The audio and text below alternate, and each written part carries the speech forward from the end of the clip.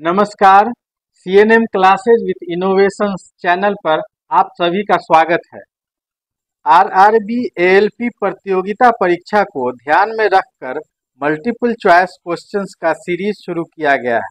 तो आइए पढ़ते हैं। क्वेश्चन नंबर 1, विटामिन ई को डैश भी कहा जाता है। Vitamin E is also called. Options है A thiamine, B calciferol, C tocopherol, D riboflavin. इसका सही आंसर होगा सी टोकोफेरॉल। विटामिन ई को ब्यूटी विटामिन भी कहा जाता है। विटामिन ई की कमी से पुरुषों में नपुंसकता और महिलाओं में बांझपन हो सकता है। विटामिन ई हरी सब्जियों और ड्राई फ्रूट्स में पाया जाता है। विटामिन की खोज कैसिमिर फंक ने की थी। विटामिन ए की खोज हॉपकिंस ने की थी। विटामिन कार्बनिक पदार्थ होते हैं। कार्बनिक पदार्थ से हमारे शरीर को ऊर्जा मिलती है, लेकिन विटामिन से हमें ऊर्जा नहीं मिलती है। विटामिन हमें बीमारियों से बचाते हैं। अन्य कार्बनिक पदार्थ हैं कार्बोहाइड्रेट, प्रोटीन और वसा। इन सभी में कार्बन पाया जाता है, इसलिए इन्हें कार्बनिक पदार्थ कहा जाता है। कार्बोहाइड्रेट, प्रोटीन और वसा से हमारे शरीर को ऊर्जा प्रदान होती है। क्वेश्चन नंबर 2, एक 160 ग्राम की क्रिकेट गेंद को 22 मीटर पर सेकेंड की गति से फेंकने पर इसमें कितनी गतिज ऊर्जा होती है? How much kinetic energy does a 160 gram cricket ball have when it is thrown at a speed of 22 metre per second? Options है A 176 joule, B 1.76 joule, C 3872 joule, D 38.72 joule. इसका सही आंसर है D 38.72 joule.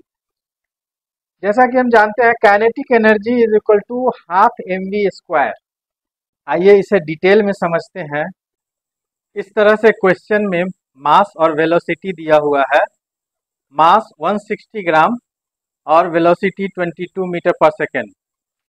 अब यहाँ पर मास 160 ग्राम को kilogram में बदल लेंगे और किलोग्राम में बदलने के लिए 1000 से भाग देंगे और वेलोसिटी 22 मीटर पर सेकेंड। अब इसको कैलकुलेट करते हैं तो as per formula kinetic energy is equal to half mv square, तो हाफ इंटू यहाँ पर मास हो गया 160 बाई 1000 और वेलोसिटी स्क्वायर 22 इंटू 22। अब इसको कैलकुलेट करेंगे तो 3872 बाई 100 होगा और 100 से भाग देने पर इसका आंसर हो जाएगा 38.72 joule.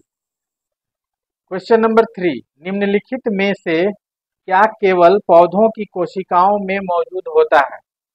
Which of the following are present only in plant cells? Options है ए राइबोसोम, बी कोशिका भित्ति, सी हरित लवक, डी बी और सी दोनों। इसका सही आंसर होगा डी बी और सी दोनों। बी कोशिका भित्ति और सी हरित लवक, ये दोनों पौधों की कोशिकाओं में मौजूद होता है। सेल वॉल, सेल वॉल को हिंदी में कोशिका भित्ति कहते हैं। प्लांट्स में सेल वॉल सेलुलोज से बनी होती है। एल्गी जिसे शैवाल कहते हैं उसमें cell wall cellulose, hemi cellulose और पेक्टिन्स से बनी होती है। बैक्टीरिया में भी सेल वॉल पाई जाती है जो पेप्टिडोग्लाइकेन से बनी होती है। फंगी की सेल वॉल काइटिन से बनी होती है। डाइटमस की सेल वॉल सिलिका से बनी होती है। सेल वॉल नॉन लिविंग होती है। सेल वॉल की खोज रॉबर्ट हुक ने की थी। तस्वीर में दो सेल वॉल आपस में जुड़ी हुई है। मिडिल लैमेला पौधों की कोशिकाओं में मौजूद एक परत होती है जो दो पास पास की कोशिकाओं की प्राथमिक सेल वॉल्स को जोड़ती है। यह कैल्शियम और मैग्नीशियम पेक्टेट से बनी होती है। कच्चे फलों में कैल्शियम पेक्टेट की मात्रा अधिक होती है, इसलिए ये कड़े और मजबूत होते हैं। सेल वॉल पारगम्य होती है। मनुष्यों में सेल वॉल नहीं होती है। क्लोरोप्लास्ट पौधों में पाया जाता है। यह दोहरी झिल्ली से युक्त होती है। क्लोरोप्लास्ट को पौधों का रसोई घर कहा जाता है। एनिमल सेल में क्लोरोप्लास्ट नहीं पाया जाता है। क्लोरोप्लास्ट के कारण पेड़ पौधों में प्रकाश संश्लेषण होता है, जिससे वे स्वपोषी कहलाते हैं। क्लोरोप्लास्ट में क्लोरोफिल पाया जाता है। राइबोसोम को प्रोटीन का कारखाना कहा जाता है, क्योंकि वे प्रोटीन संश्लेषण का मुख्य स्थल होते हैं। क्वेश्चन नंबर 4, किलोवाट घंटा की इकाई क्या होती है? Kilowatt hour is unit of dash. Options हैं ए विद्युत धारा, बी बल, सी ऊर्जा, डी संवेग।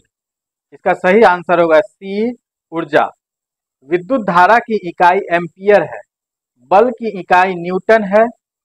संवेग की इकाई E इजिकल टू mv होती है। इसकी इकाई किलोग्राम मीटर प्रति सेकेंड होती है। 1 kilowatt hour is equal to 3.6 into 10⁶ joule. कार्य करने की क्षमता को ऊर्जा कहते हैं। यह एक अदिश राशि है। इसका डायमेंशन, क्योंकि ऊर्जा एक प्रकार से कार्य होती है, इसलिए work is equal to force into displacement, अर्थात W is equal to Fs, जहाँ F यानी कि force is equal to MLT-2, यानी फोर्स का विमा MLT-2 होगा।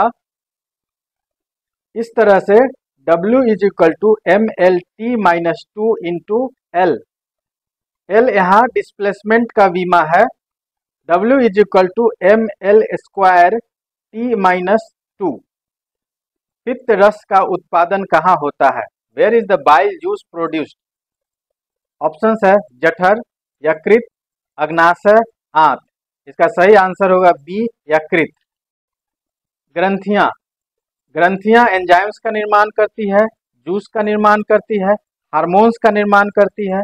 ऐसी ग्रंथियां जो एंजाइम और जूस दोनों का निर्माण करती है, उसे एक्सोक्राइन कहते हैं। जो ग्रंथियां केवल हार्मोन्स का निर्माण करती है, उन्हें इंडोक्राइन कहते हैं। इस तरह से बाइल जूस का निर्माण करने वाली ग्रंथि को एक्सोक्राइन कहा जाता है, इसलिए लीवर को एक्सोक्राइन ग्रंथि माना जाता है। ऐसी ग्रंथि जो एंजाइम, जूस और हार्मोन्स तीनों का निर्माण करती है, उसे मिक्स ग्लैंड कहा जाता है। बाइल जूस पित्ताशय में संचित होता है। बाइल जूस का रंग हरा होता है, जो बिलीवर्डिन के कारण होता है। प्रतिदिन 500 से 1000 ml बाइल जूस रिलीज होता है। बाइल जूस का pH मान 7.8 होता है, जिससे यह खाने की प्रकृति को बेसिक बना देता है। बाइल जूस शरीर में वसा का पायसीकरण करता है। गैस्ट्रिक जूस अमाशय में रिलीज होता है। लीवर का मूल शब्द हिपैटो है। लीवर के अध्ययन को हिपैटोलॉजी कहा जाता है। हिपैटिक सेल या हिपैटोसाइट सेल का संबंध लीवर से होता है। कुप्फर सेल का संबंध भी लीवर से होता है। लीवर हमारे शरीर के दाहिनी ओर पाया जाता है। वयस्क मनुष्य के लीवर का वजन लगभग 1.5 किलोग्राम होता है, जो कुल शरीर के वजन का लगभग 2% होता है। लीवर का आकार शंक्वाकार होता है। लीवर दो प्रकार के पिगमेंट बनाता है, बिलीवर्डिन हरा रंग, बिलीरुबिन पीला रंग। यदि किसी व्यक्ति का लीवर खराब हो जाता है, तो शरीर में बिलीरुबिन की मात्रा अधिक बनती है और यह असामान्य रूप से रक्त में इकट्ठा हो जाता है। यह बिलीरुबिन रक्त का रंग पीला कर देता है, जिससे त्वचा का रंग भी पीला हो जाता है।